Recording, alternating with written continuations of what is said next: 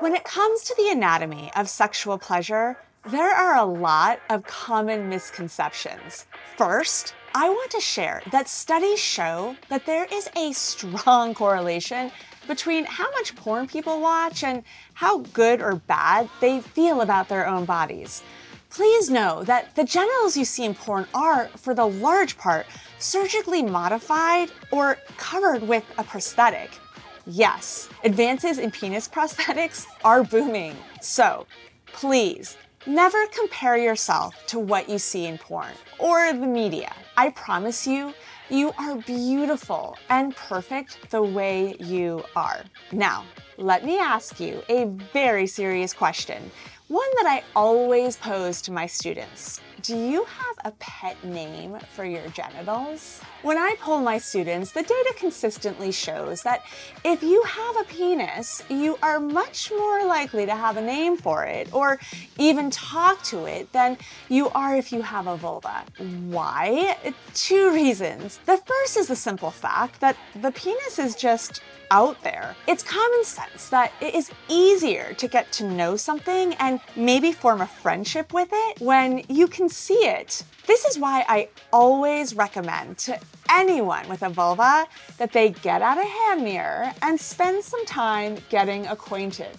The second reason is that, unfortunately, as a culture, we tend to be more accepting of male sexuality and less fearful of it than female sexuality. It's easier to be friends with your genitals if you feel like that relationship is sanctioned. When you're made to feel ashamed or dirty about your sexuality, opening up to your genitals is just less likely to happen. Let's rectify that.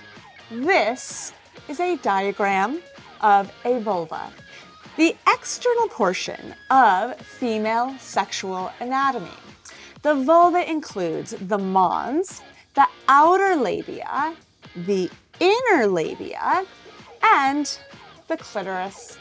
The mons would be up here. It contains pubic hair, unless the owner has chosen to remove it, and has a thin layer of fat that provides cushioning during intercourse. These are the outer labia, which contain pubic hair, but not a ton of nerve endings.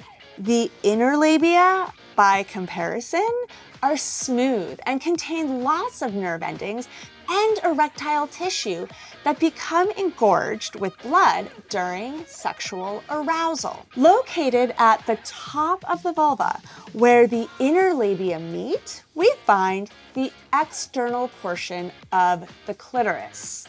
Now, many people don't realize that the clitoris has both external but also internal portions.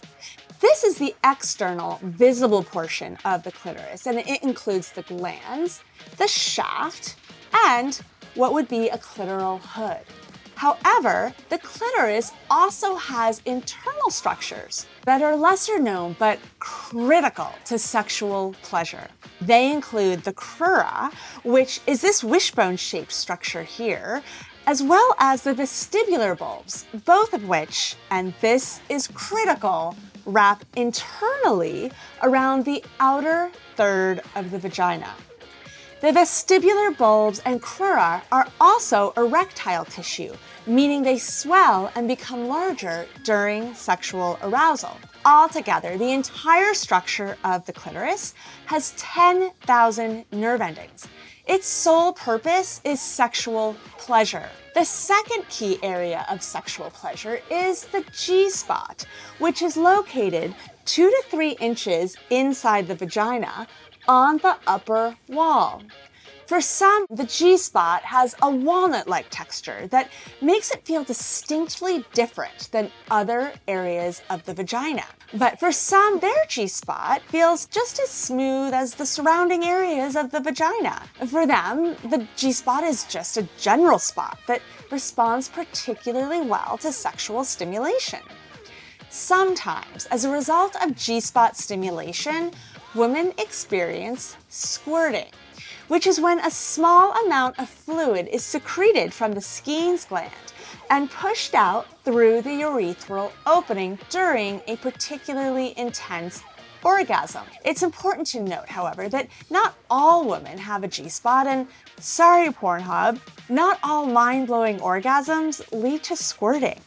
In fact, according to studies that have surveyed women about whether or not they believe to have a G-spot, only about 40 to 60% confirm that they do. So, if you're pretty sure that you don't have a G-spot and you've never squirted, that is okay.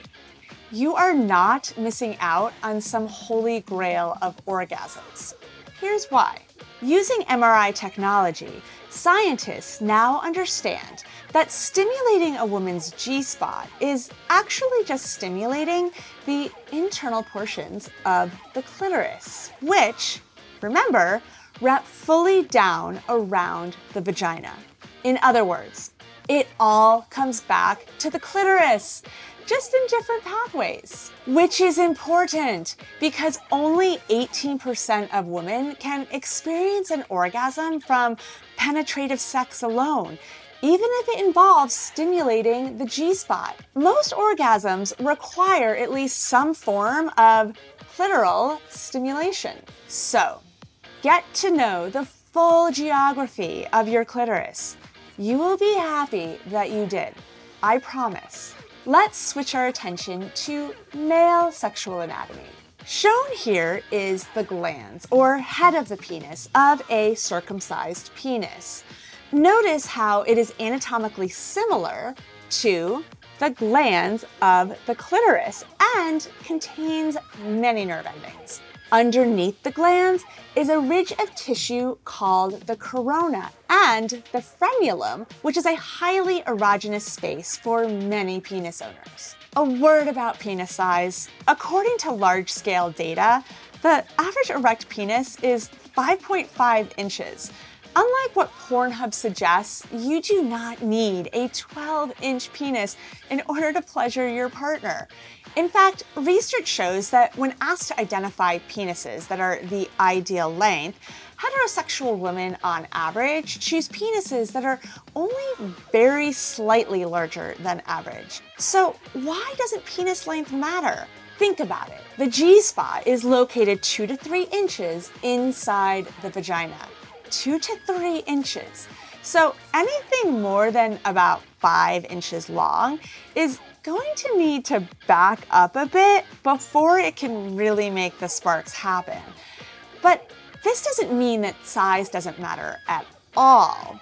Research shows that more than length, girth is what matters most when it comes to pleasuring a partner with a vulva via penetrative penis and vagina sex.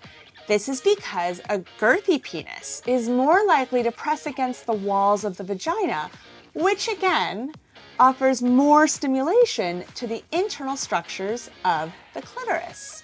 Prostate stimulation can also be highly pleasurable. And like the G-spot, the P-spot is located just 2 to 3 inches inside the rectum on the inner wall. You do not need a 12-inch penis to reach something 2 to 3 inches inside. Now, when engaging in anal play, remember that unlike the vagina, the anus doesn't contain a natural lubrication source, meaning it can tear easily.